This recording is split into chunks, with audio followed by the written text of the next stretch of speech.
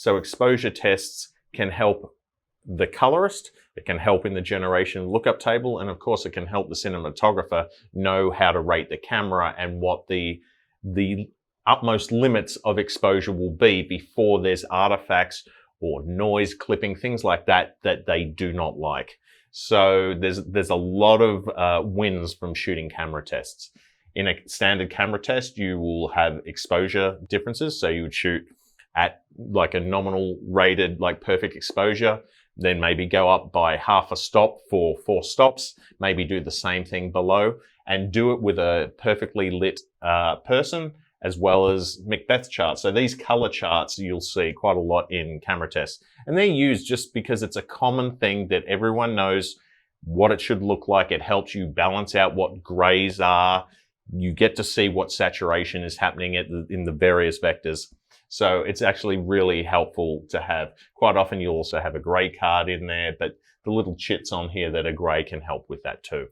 You can see this is our normal exposure of our person. There's some rack focusing happening there to help with lenses. Now we're half over, so you can see that the face there's more light hitting there. And we keep on going out, we're at 1. And we can keep on doing this and keep on going over and over and over.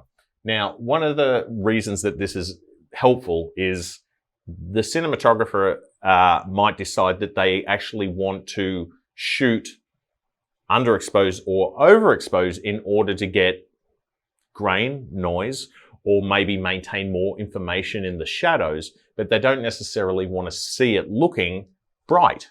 So your lookup table can compensate for the exposure differences. So say your cinematographer wanted to shoot 2/3 of a stop over to maintain detail in the shadow area, the lookup table can compensate that and go in the opposite way to bring it back to normal. So having an exposure test where you've bracketed through the exposures gives you a reference point of where a normal exposure can sit. So for example, if we sit on this frame here of perfect exposure, and then we go to one that is, let's see what we have here, like 2 stops over.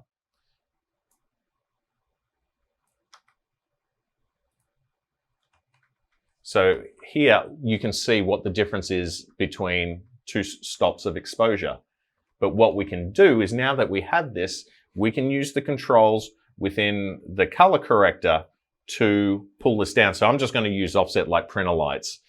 So just like what you would do at the lab to pull it down. And I'm just going to keep on toggling between the two. And you can begin to see the differences in the exposure. Then you could use other tools like your lift, gamma, and gain if you wanted to pull these in to make them match a bit closer.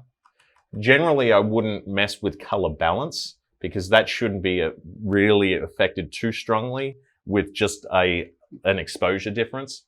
But it is a way that you can match between these two to get a relative comparison between these two formats in terms of exposure. Because then what you could do is you could build a creative lookup table on top of that, which is, as I said, has compensated for the overexposure of the cinematographer.